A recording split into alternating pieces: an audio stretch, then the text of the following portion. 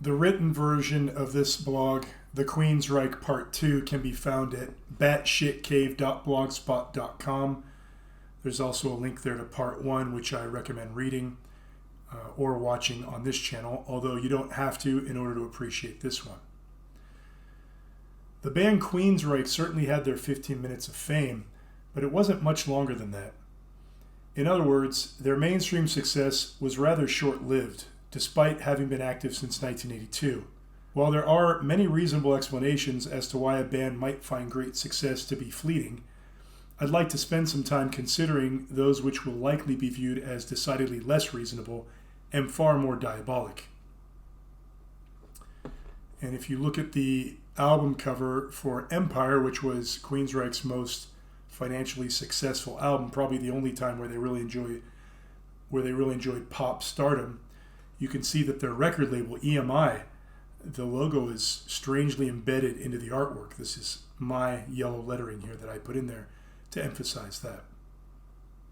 And in part 1, I talk about the language of empire and the Reich and expanding and building empires, building the Queen's Empire and things like that. I talk about a lot of that stuff in part 1. Although Queensryche has come to be known as a rather volatile entity over time, this was not always the case. They appeared to be one of the more solid units out there for many years, up until the departure of Chris DeGarmo. He was often the band's articulate spokesman publicly and seemed to be the main songwriter, having written Queen of the Reich, from which the band got its name. In fact, their biggest and probably only major hit, Silent Lucidity, was written, we are told, solely by him. So his rather low-key departure in 1997, which was not officially announced publicly until the following year, left fans just as confused as they were disappointed. The Dark Empire. That's the name of an article Malcolm Dome wrote that I lifted some information from that I'm going to get into right here. Malcolm Dome was probably the most influential journalist in heavy metal during the 80s, and probably played more than a small role in elevating Queensryche from obscurity to international recognition. I'm not sure what I feel about the band right now. Whenever we finish a record, I think it's time to leave, or we should split up. I am drained and fed up. I don't have the energy to deal with the other guys. I get annoyed with them all because I feel they've let me down. But then I also think I've let them down. Is that the way all musicians think? It's that love-hate thing we have, isn't it? Empire is maybe the worst album we've ever made, or the best. I can't judge it. The above DeGarmo quote was taken from an interview Malcolm Dome allegedly conducted in July of 1990, off the record, then put on the record in 2014 on his loudersound.com webpage, which is where I got all this stuff. If DeGarmo really said this in 1990, it certainly gives perspective on his decidedly low-profile exit 7 years later. It's strange to think that the album which brought Queensryche mainstream success would be one he might consider to be their worst. As a fan who purchased the album when it came out with great anticipation, I thought it was just okay, but certainly the weakest they had done up to that point. Admittedly, there's a certain satisfaction in discovering that DeGarmo may have been honest enough to know it wasn't their best artistically. I'm sure EMI was holding a proverbial gun to their backs, insisting they lay some golden eggs or else. I was questioning the long-term stability of the group by that point. The level of internal and external dysfunction was unacceptable to me. Apparently, no one else was paying attention or bothered to compare the successful elements and priorities of our past to our current trajectory. The above was also taken from a Malcolm Dome interview, and is the one shown on Wikipedia as of the day I typed this out. As far as I know, these are the only detailed quotes allegedly given by DeGarmo to the press concerning his exit from Queensryche, which has always been shrouded in a bit of mystery. And here's an issue of Kerrang, which featured Jeff Tate on the cover very early in the career, probably just before The Warning came out. The UK's Kerrang magazine, with Malcolm Dome at the helm, was largely responsible for Queensryche's sudden arrival upon the international scene. Dome was also there during the peak of the band's financial success and managed to capture what I believe is the most raw, candid interview of DeGarmo. He's also there at the end of DeGarmo's journey with Queensryche to get what seems to be the most detailed and possibly only direct explanation from DeGarmo himself regarding his exit. Part of me thinks Kerrang/Dome was just that powerful and important that DeGarmo would choose to confide in them exclusively among all the other press options. Another part of me wonders if this is all far more contrived than most fans would ever guess, especially given the strange manner in which Dome claims he held onto the candid 1990 interview with DeGarmo, only to release it 15 years later. The timing just seems a bit too calculated. One very basic and tangible fact is that the band's longtime record label EMI decided to file for bankruptcy on behalf of their American subsidiary. EMI is a British record label. We are told this left the band high and dry during their 1997 Here and the Now Frontier Tour, which is coincidentally the one during which DeGarmo decided to quit. Financial support became unstable, band members weren't getting any younger, and behind closed doors, DeGarmo wasn't such a happy camper after all. So maybe it was just a good time for smart people to jump ship and find another career. But was leaving a sinking ship so easy? Reap J. Lamb. That's a title taken. That is actually an anagram of the name Pearl Jam, the band name Pearl Jam, and refers to a theory that I've developed in my blogs here. If you go back in the videos, you can find the one called Reap J. Lamb, and I explain it all there. Now don't get me wrong, I hold no ill will or negative feelings towards any member of Queensryche, and I certainly do not wish an early death upon any of them. But it has come to my attention fairly recently that just about every band that enjoys mainstream popularity for a period of time ends up with a dead band member or two. And I don't mean death by age or natural causes. I'm talking about the long list of dead musicians with suspicious circumstances surrounding their untimely demises. Jimi Hendrix, Brian Jones, Keith Moon, Jim Morrison, Leonard Skinner band members, John Lennon, Randy Rhoads, Kurt Cobain, Chris Cornell, etc. I once read that a member of Rolling Stones, I think it was Keith Richards, stated, "The only way out of this band is in a coffin." So the question I'm going to ask here is, was Queensryche's 15 minutes of success cut short because a suitable sacrifice was never made? Could it be that the band was simply past due on their payment, and this is why everything went so wacky? The way I feel right now, I don't know if I have a future. And I am not talking about just as a musician. I am not suicidal, but I have doubts. Real doubts. I don't even know why I'm talking like this. It won't make me feel any better. Probably by tomorrow, I will be upbeat and shiny again. But I always question whether I want to carry on as I am. Maybe I'll pack my bags, walk out of this hotel, out of this life, and start all over again. But I've not done that so far, so why would I do it now? That's Chris DeGarmo, according to Malcolm Dome. Note the above quote was supposedly from 1990, the dawn of Queensryche's most financially successful era. Now, I don't want to exaggerate and try to blow it up into something it isn't, but where have we heard "I am not suicidal" before? Isaac Cappy and John McAfee are two fairly recent examples I can think of. High-profile individuals who were obviously taken out shortly after publicly stating, "I am not suicidal." Was this DeGarmo subtly confessing to something the public wasn't supposed to know? Was there a genuine fear within the group that someone was going to need to get taken out soon? Even if DeGarmo never said these things, why would the highly respected and influential Malcolm Dome print it in 2015 and then tell us DeGarmo said it in 1990? One thing I kind of don't want to ask you, but it just seems like it's the thing in the music scene. You are from Seattle, and Queensryche is a band from Seattle, and it seems like now the Seattle music scene has basically dominated rock and roll. I mean, with all these bands like Alice in Chains, Soundgarden, Nirvana, that type of thing. I mean, is there any reason that you think all these bands now are coming from Seattle? Well, the ones you've mentioned, I think, are all from Seattle. They're not copy bands that have come up from various parts of the country and trying to cash in on the Seattle popularity. And those bands that you mentioned are very good bands. Right. And, I think they should be rewarded for their creativity and the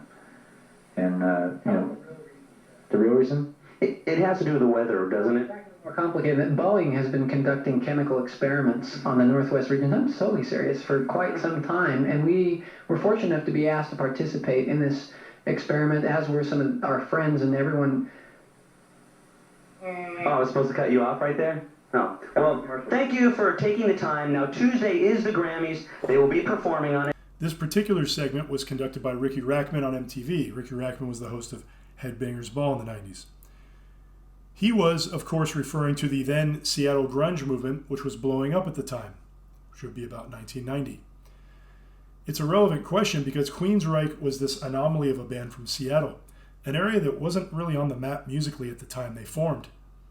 You had Jimi Hendrix in the 60s and you had, Heart in the 70s, but outside of that, there wasn't a whole lot going on when Queensryche suddenly blew up out of nowhere in the early 80s. Yet here they were in 1990, international prog metal pop veterans of the Seattle music scene, confronted with the prospect of being made obsolete by this new Seattle grunge sound.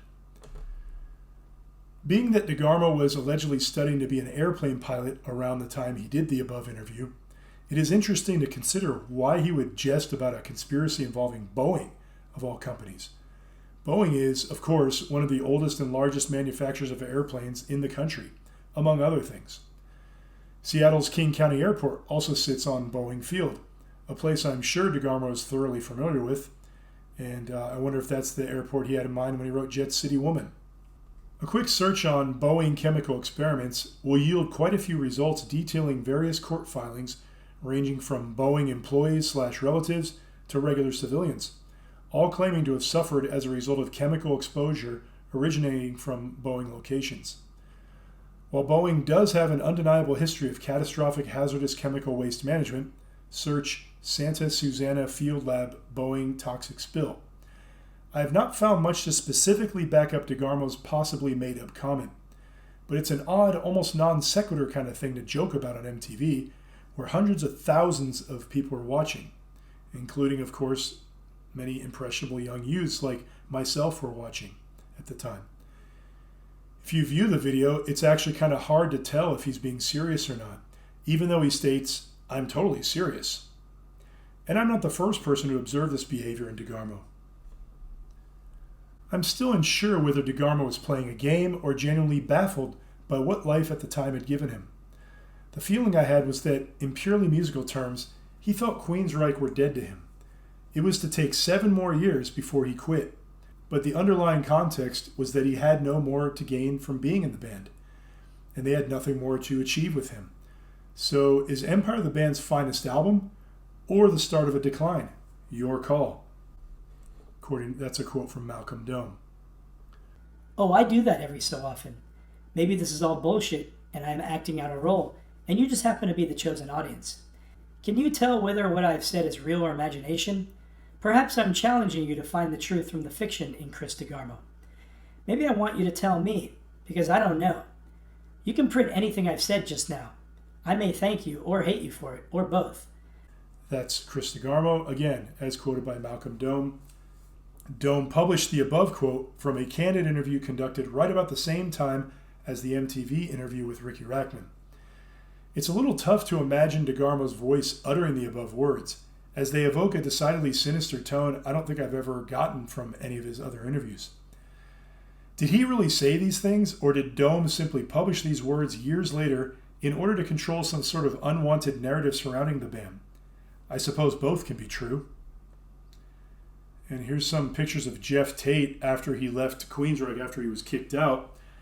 And this one was very bizarre. It was some show he did where he was doing covers, and it almost seemed like he didn't want to be recognized, which is very weird because he was being introduced as Jeff Tate, and he had this ridiculous wig on, and it's just so bizarre. Jeff Tate, I love the guy. I'm a big fan, but, let's face it, he's kind of an odd guy. Always has been. And this was during the Queensryche cabaret era, which was, oh my God, you just want to hold your nose, and it was like, wow, what happened to you guys? What are you doing? And then we've got Jeff Tate showing, his allegiance to the Illuminati, showing the pyramid thing. To say that Jeff Tate seems to have lost his mind around the year 2012 is fair, but it is also fair to say that the band's music and live performances had lost something well before that. Call it bad management, an identity crisis, lack of funding, a loss of the ability to work together productively, loss of Chris DeGarmo, or just a very dry well of creativity. The Queensryche ship seems to start slowly and painfully sinking around the time of DeGarmo's exit and the EMI bankruptcy. This eventually culminates into the disastrous 2012 incident in Brazil where Tate allegedly punched and spit on band members while on stage. This is a screenshot from the video for Queen of the Reich from 1982.